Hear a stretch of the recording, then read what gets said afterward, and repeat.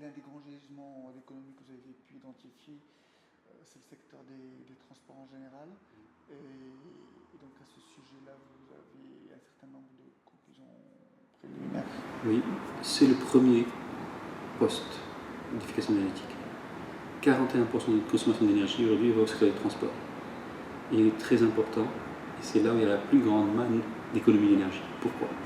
Parce que nous avons un parc vétuste. En moyenne, un véhicule au Maroc consomme 50% de plus qu'en Europe. C'est quelque chose qui est important parce que nous avons un parc vétuste. Donc il faut accompagner d'abord les flottes captives, et ce que le gouvernement a lancé aujourd'hui, la prime à la casse, qui était préconisée parmi les mesures, est très important. Et aujourd'hui, il est logique qu'un taxi ne consomme plus 12 litres au 100, mais la moitié, sinon moins encore. Voilà les actions concrètes, mais pour qu'elles se mettent en place, il faut de l'investissement. Et c'est là le concept de prime à la casse. Dans ce domaine aussi, le concept d'éco-conduite est très important. La formation dans l'éco-conduite.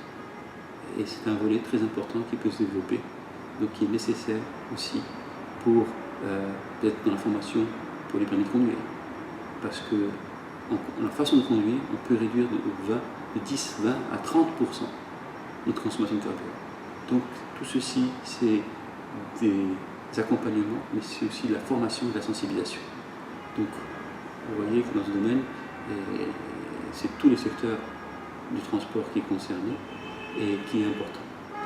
Autre volet très important, dans les villes, un bon transport en commun a un impact énergétique énorme. Pas seulement parce qu'il y aura moins de véhicules, mais parce que regardez aujourd'hui ce qui se passe dans nos villes où il y a beaucoup de véhicules, où nous sommes tout le monde dans les bouchons. Quand la circulation n'est pas fluide, c'est d'énormes gaspillages d'énergie. Donc c'est ce concept, et bien sûr, et c'est là le gros de l'investissement nécessaire pour l'efficacité énergétique. Parce que c'est des investissements énormes qu'il faut faire pour développer le transport en commun. Quand on voit les tramways à Rabat et Casa, mais il faut en faire encore plus, parce que les grandes villes vont saturer à terme. Donc il est nécessaire d'avoir de très bons transports en commun. Ça, c'est la principale mission pour ce transport. Après, toutes les actions ont des impacts, mais bien sûr, un impact important aussi, c'est dans les comportements que nous avons tous les jours. Donc aussi, on se déplace pour des petites distances, peut-être penser à ne pas prendre la voiture, la façon de contrôler sa voiture, de vérifier ses pneus.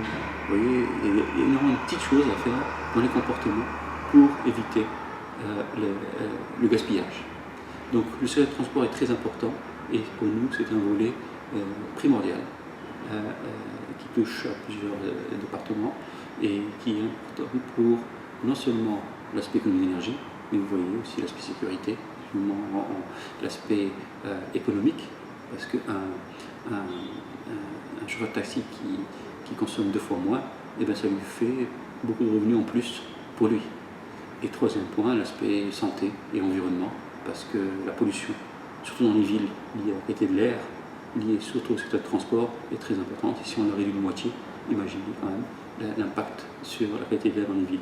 Donc c'est très important. Voilà un secteur où on l'a vu, qu'avec certaines mesures, mais volontaristes, qui vont se faire pas sur 1 an ou 2 ans, qui vont se faire sur 5 ans, sur 10 ans, sur 15 ans.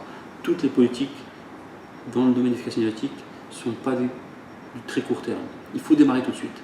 Il faut démarrer tout de suite pour qu'on ait ces objectifs qu'on veut atteindre sur les 15 prochaines années réalisables. Mais c'est une politique de moyen terme qu'il faut mettre en place et accompagner.